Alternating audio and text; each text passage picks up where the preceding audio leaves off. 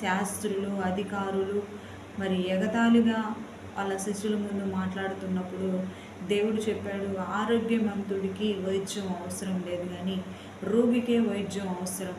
పాపులు పిలుస్తేనే నేను వచ్చాను, నీతిమంతులు పిలవా నేను రాలేదు అని చెప్పాడు. ఈరోజు చాలామంది ఇంకా ప్రశ్నిస్తూనే ఉంటారు దేవుని భక్తిని, దేవుణ్ణి చాలామంది ఎగతాళి చేస్తూ చిన్న చూపు చూస్తూ ఉంటారు. దేవుని ఎగతాళి చేస్తూ ఉంటారు. ఈయన చాతగాని దేవుడని, ఈయన పేద దేవుడని, ఈయన పేద దేవుడు, ఈయన పేదోళ్ళకే ఒక దేవుడు అని అనుకుంటారు. కానే కాదు, ఈయన అందరి దేవుడు. యేసుక్రీస్తు అందరికీ దేవుడు అనమాట. ఈయన పేద దేవుడు కానే కాదు. మరి ఈయన సృష్టికర్త. ఈ సృష్టిని, ఆకాశాన్ని, భూమిని, సముద్రంలో అన్నిటినీ చేసిన, ఈరోజు నువ్వు నేల మీద నడుస్తున్నావంటే వర్షాన్ని కురిపించి మరి నీకు పంటను పండించి నీకు ఆహారాన్ని ఇస్తున్న దేవుడు సృష్టికర్తను. నమ్మినా నమ్మకపోయినా ఆయన నిజమైన దేవుడు అనమాట. మరి ఈరోజు నువ్వు నశించిపోతుంటే రక్షించడానికి దేవుడు వచ్చాడు. దేవుడు అంటున్నాడు, నశించిన దాన్ని వెతికి రక్షించడానికి నేను వచ్చాను, మనుష్య కుమారునై వచ్చాను అంటున్నాడు. నిన్ను వెతికి రక్షించడానికి యేసుక్రీస్తు లోకానికి వచ్చాడు. తీసేసిన రాయి మూలకు తలరాయి అయిద్దని లేఖనాల్లో రాసింది. మరి ఇల్లు కట్టేటప్పుడు మూలరాయి వేయాలి. మూలరాయి వేయకుండా ఇల్లు కట్టలేము. అలానే క్రీస్తు మనలోకి లేకపోతే మన జీవితం అంతా సున్నానే అన్నమాట. ఈరోజు దేవుని నమ్మిన నీకు ఇంటిలో అందరూ, బయట వాళ్ళందరూ పిచ్చిదానిలాగా చూస్తారు. ఈమెకేం తెలుసులే అని, వీడికేం తెలుసులే, ఎప్పుడు చూసినా బైబిల్ తీసుకొని వెళ్తూ ఉంటాడు, ప్రార్థన చేస్తూ ఉంటాడు, వీడికేం తెలుసులే అని నిన్ను పిచ్చివాడుగా, పిచ్చిదానిలాగా చూసే వాళ్ళందరినీ ఒకరోజు దేవుడు నీ జీవితం ఆశ్చర్యంగా వాళ్ళ ముందు చేస్తాడు.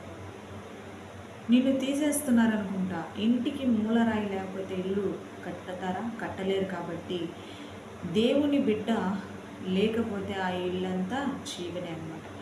ఏ ఇంటిలో ప్రార్థన పరులు ఉంటారో, ఏ ఇంటిలో విశ్వాసంగా దేవుని కొరకు నమ్మకంగా ఉంటారో ఆ గృహము దీవించబడిద్ది అన్నమాట.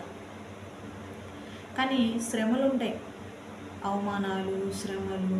అందరూ మనల్ని చూసి పిచ్చివాళ్ళలాగా చూస్తూ, వాళ్ళుగా మనల్ని పిచ్చివాళ్ళలాగా, మనం పిచ్చివాళ్ళలాగా వాళ్ళకి అనిపిస్తాం. ఎవరైతే దేవుని నమ్ముకొని నమ్మకంగా ఉంటారో వాళ్ళు పాపం లోకంలో ఉన్న వాళ్ళకి పిచ్చి వాళ్ళలాగా కనపడుతూ ఉంటావు. నువ్వు భయపడే అక్కర్లేదు. ఎందుకు నువ్వు భయపడే అక్కర్లేదు. పిచ్చివాళ్ళు అని నిన్ను, పిచ్చిదానా, పిచ్చివాడా అని నిన్ను అంటున్నారేమో, వాళ్ళ ముందు దేవుడు నిన్ను ఒకరోజు జ్ఞానవంతురాలుగా, వాళ్ళకే నువ్వు బోధించేలాగా, వాళ్ళకే నువ్వు బుద్ధి చెప్పేలాగా దేవుడు చేస్తాడు. ఇరుకు మార్గంలో ప్రవేశించే వాళ్ళు కొంతమంది, విశాలమైన మార్గంలో ప్రవేశించే వాళ్ళు అనేకులు. మరి ఇరుకు మార్గం అంటే పరలోకము, విశాలమైన మార్గం అంటే నరకం అన్నమాట. ఈ లోకంలో ఉన్న అలవాట్లను, ఈ లోకంలో ఉన్న అన్నిటినీ ఎంజాయ్ చేయాలి, ఈ లోకంలో మనకి ఇష్టం వచ్చినట్టు నడవాలి అనేది విశాలమైన మార్గం. నమ్మకంగా దేవుని కొరకు, దేవునికి ఇష్టమైంది, దేవునికి నచ్చని పని మనం చేయకుండా ఉండాలి అనుకున్న వాళ్ళే ఇరుకు మార్గంలో ప్రవేశిస్తారు. మరి ఈరోజు దేవుడు చెప్తున్నాడు, నేను తలుపు దగ్గర ఉన్నాను, నేను తలుపు వేయబోతున్నాను. నీలో ప్రాణం ఉండగానే నీవు నా మార్గంలో నడుచుకుంటే, నా మార్గంలో నడుచుకుంటే నీకు ఎంత మేలు అని దేవుడు చెప్తున్నాడు. విశాలమైన మార్గంలోకి వెళ్ళి నరకంలో పడి కేకలు వేసే కంటే మరి ఇరుకు మార్గంలో ప్రవేశిస్తే, నేను తలుపు తీస్తాను కదా, మరి నా రాజ్యంలోకి నువ్వు వస్తావు కదా, మరి నేను తలుపు తీసి ఉన్నాను, ఈరోజు నువ్వు వస్తావా? విశాలమైన మార్గంలోకి వెళ్ళి నువ్వు నరకంలో కేకలు వస్తావా నా బిడ్డ అని దేవుడు ఈరోజు నిన్ను పిలుస్తూ ఉన్నాడు. నీకు విశాలమైన మార్గం కావాలా? ఇరుకైన యేసయ్య మార్గం కావాలా? నరకమా, పరలోకమా? నువ్వే నిర్ణయించు.